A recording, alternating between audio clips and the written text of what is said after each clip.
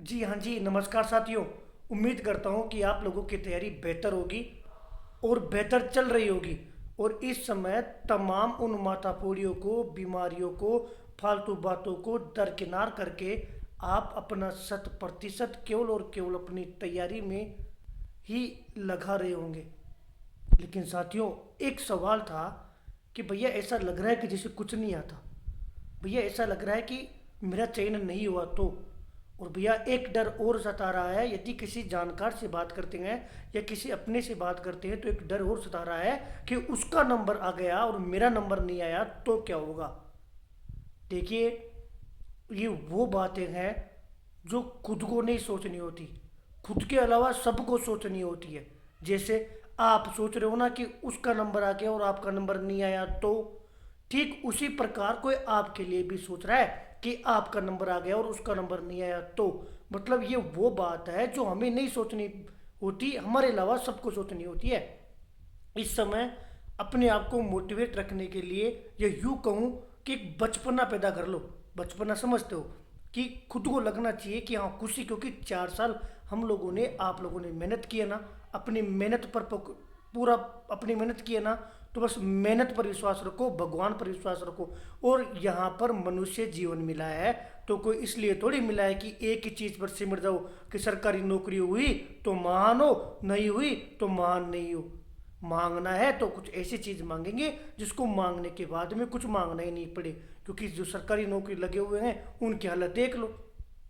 अब बचपना लेके आ जाओ बॉडी में, मैं नेगेटिविटी नहीं फैला रहा। पहली बात सुनना, अगर आपका कोई फैमिली में से या फिर आपका दिल आपसे पूछे ना कि भाई तेरा क्या होगा, तो अपने दिल को मुस्कुरा के बोलना, अपने घर वालों को बोलना कि मेरा चयन होगा। आप अपने आप को बोलोगे चयन होगा, अपने घर वालों को बोलोगे चयन होगा, अपने रिश्तेदारों को बोलोगे चयन होगा। खत्म बस। फिर भैया उन लोगों को क्या बोले जो साथ में रहते हैं, उनकी वजह से हम बार बार, वो तो बेचारे कुछ कर भी नहीं रहे तो भी हमारे दिमाग में वो सवाल आते हैं, तो उन लोगों को बोलो चयन नहीं होगा। अपने घर वालों को और अपनी आत्मा, अपने दिल को तो बोलिए चयन होगा, बाकी सबको बोलिए चयन नहीं होगा। वो भी खुश, आप भी खुश, और अपने आप को बचपना लेकर आ जाइए। और ये जो 10-15 दिन एग्जाम का टाइम है ना, उसमें अपने आप से मोटिवेट रहिए, मस्त रहिए। मन नहीं लग रहा, गाना सुन लीजिए। अब तक जितना आप लोगों ने पढ़ा है ना, उससे ही चयन होगा।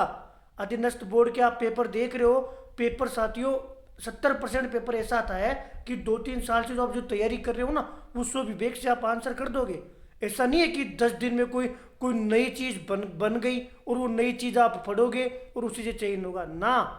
इस समय केवल और केवल मस्त रहने का टाइम है। हाँ, जितना पढ़ सकते हो ना उतना, क्योंकि कोई चीज नजरों के सामने से रह नहीं जाए। इसलिए 10 घंटे, 12 घंटे, 8 घंटे, 6 घंटे, 15 घंटे आपकी जो मैक्सिमम कैपेसिटी है, लेकिन आप जो पढ़ रहे हो वो आपके ऊपर हावी नहीं होना चाहिए। याद रख लेना, ऐसे नहीं खुद को तकलीफ देकर फिर यदि पढ़ रहे हो, क्योंकि अगर इनपुट कर रहे हो, आउटपुट कुछ नहीं निकल रहा तो कोई मतलब नहीं है। 12 घंटे पढ़ रहे हो, 4 घंटे सोचने में ही बिता रहे हो तो कोई मतलब नहीं है, 8 घंटे ही पढ़ लो। क्योंकि जो चयन होना था वो आप लोगों ने स्टडी कर ली। अब केवल और केवल साथियों दिमाग से निकालना है, फटाफट कोई चीज़ आगे से नज़रों के सामने से आए बिना नहीं रह जाए।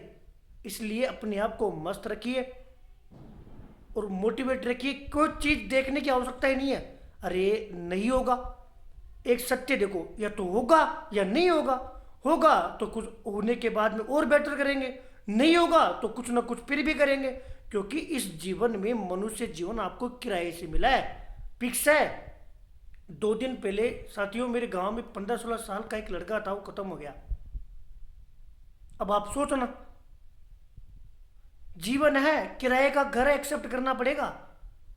इसका ही नहीं है कि आप लोग ये कहो कि नहीं रीट में लग गया तो फिर मेरी ही राठौड़ी चलेगी, नहीं चलेगी भाई। फर्स्ट ग्रेड वाले दुखी हैं, प्रिंसिपल दुखी है, SDM RS IAS तक दुखी है। छोड़िए, मांगना है खुशी मांगो, मस्त रहो। तैयारी करने से पहले भी मस्त रहो, इस एग्जाम का प्रेशर है तो भी मस्त रहो, एग्जाम के दिन भी मस्त रहना है, एग्जाम देकर भी मस्त रहना है। मेहनत की है ना, बस मेहनत पर विश्वास रखो। खत्म। किस्मत होगी, आपका भाग्य होगा, भगवान का आशीर्वाद होगा तो आप लग जाओगे, अच्छे से लग जाओगे। और साथियों किस्मत और यदि आपकी नसीब में नहीं है ना, तो फिर आप कुछ भी कर लीजिए, नहीं बन पाओगे और नहीं लग पाओगे। इस चीज़ को मानना पड़ेगा। आज से पिछली रीट की बात करूँ ना, तो 140 नंबर लाने वाले भटक रहे हैं रद्द होने से, क्योंकि उनके नसीब में नहीं थी। उसके बाद में उन लोगों ने सेकंड ग्रेड की तैयारी की, उधर भी नंबर नहीं आ रहा, क्योंकि उधर पेपर रद्द हो गया, पेपर आउट हो गया। सॉरी, सेकंड ग्रेड का पेपर आउट हो गया ना, तो उधर भी उन लोगों का नंबर नहीं आ रहा। मेरे टच में है 2-3 लड़के, उनसे मैं बात करता हूँ ना, वो डिप्रेशन में बुरी तरीके से। पिछले रीट में 135 नंबर से ऊपर थे, सेकंड ग्रेड भी गई, और अभी 1.5-2 महीने में क्या कर लेंगे। तो ये भी तैयारी नहीं कर पा रहे। मैं उनको यही समझाता हूँ जो मैं आप लोगों को बता रहा हूँ। भला कोई नहीं चाहेगा साथियों, लेकिन भला चाहना पड़ेगा। नसीब को याद रखो, मेहनत को याद रखो और मस्त रहो। मांगना है तो खुशियां मांगो, मस्त रहना मांगो, क्योंकि ऐसी चीज मांगनी है जिसको मांगने के बाद में दोबारा कोई चीज मांगनी नहीं पड़े। उम्मीद करता हूं कि बेहतर फील करोगे। ये थोड़ी टेंशन लेनी है कि एग्जाम आ गई, नहीं हुआ तो, अरे नहीं हुआ तो नहीं हुआ, हो गया तो हो गया, तो भी आप संतुष्ट नहीं हो गया तो उसके बाद में भी कुछ करेंगे। आप देख लो ना, जिनका चयन हो रखा है वो कौन सा, उन्होंने झंडे गाड़ दिए। इसलिए चयन होगा। अपने आप को बोलिए चयन होगा, माँ बाप को बोलिए चयन होगा, रिश्तेदारों को बोलिए चयन होगा, और उन मंगतों को बोलो चयन नहीं होगा। बस इतना सा काम करना है और पढ़ते रहना है। कितने घंटे पढ़ने, उतने घंटे पढ़ने, जितने घंटे पढ़ने के बाद में आपके माइंड पर वो चीज़ हावी नहीं हो। खुशी खुशी जितनी देर तक पढ़ सकते हो उतनी देर तक पढ़ना है। याद रखना, खुशी खुशी जितने घंटे पढ़ सकते हो उतने घंटे पढ़ना है। ऐसे भी नहीं कि वो 15 घंटा पढ़ रहा है तो मैं भी 15 घंटा पढ़ूँ ना। अलग अलग कैटेगरी का, अलग अलग विषय का, अलग अलग लेवल का कंपटीशन है जो आप लोगों के सामने है। और खुशियां मनाओ कि एक मात्र ऐसी बढ़ती है जिसमें हर चीज आपके सामने है। क्यों? ताकि आप अपने आप को स्वयं मोटिवेट कर सको। आपकी हर कास्ट में कितने आवेदन आए हैं, कितने पद है, कितना क्या, हर चीज तो आप लोगों के सामने क्लियर रख दी। इसलिए, और खासकर लड़कियों की बात बताऊं कि लड़कियां ज़्यादा टेंशन लेती है। मेरा नंबर नहीं है तो मेरी सासू क्या बोलेगी, मेरा फलाना क्या बोले। अरे वो कौन सी, वो प्रिंसिपल है कि कोई एसडीएम है, कोई एमएलए है, कोई एमपी है, उसका खुद का चयन नहीं हुआ था। तो आप ये क्यों सोच रहे हो? आप बेहतर हो, फील करना पड़ेगा, खुद को बेस्ट मानना पड़ेगा, वरना गाली देने वाले हनुमान भैया के वीडियो के नीचे देख लेना। ऐसे लोग हैं साथियों, करेंगे। कोई बेटर नहीं है, जिसको मिल गया ना वो भी कुछ नहीं है। इसलिए खुशी मांगो, मस्त रहो और पढ़ो, खत्म बस। कोई टेंशन नहीं है, जो होगा एग्जाम में होगा। एग्जाम देंगे, मस्ती से एग्जाम देंगे, बाद में देखेंगे। आप लोगों के पसीने, आप लोगों की मेहनत, आप लोगों के सपने आपको जीत दिलाएंगे। यही सत्य है। इसके इर्द गिर्द सब अफवाह है, अफवाह है। कोई कुछ भी नहीं कर सकता, आपको जीतने से कोई नहीं रोक सकता। अब बात आती है मोटिवेट करने की, तो कोई मोटिवेशन की मुझे नहीं लगता आवश्यकता है, क्योंकि खुद को बचपने में ले जाइए 15 दिन और अपनी मस्ती में मस्त रहना सीखिए। मन नहीं लगता भजन सुनिए, मन नहीं लगता अपना एक मस्त गाना सुनिए, और भी मन नहीं लगता तो उठकर सो जाइए। नींद आ रही है सो जाइए, उठकर पढ़ लीजिए, बाकी रहना मस्त है। कुल मिला के बात ये है, मस्त रहोगे, चेहरे पे खुशी रहेगी, तो एग्जाम में 10-20% तो वैसे ही सही हो जाएंगे।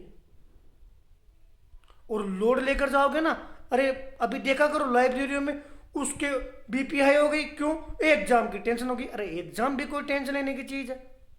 एग्जाम एक परीक्षण का माध्यम है। आपका 360 डिग्री पर ये मूल्यांकन नहीं करता, केवल और केवल एक जरिया है। उस जरिया को देना है, उसकी थोड़ी टेंशन लेनी है। इसकी टेंशन ले लिया तो जीवन में तो वैसे विफल हो गए।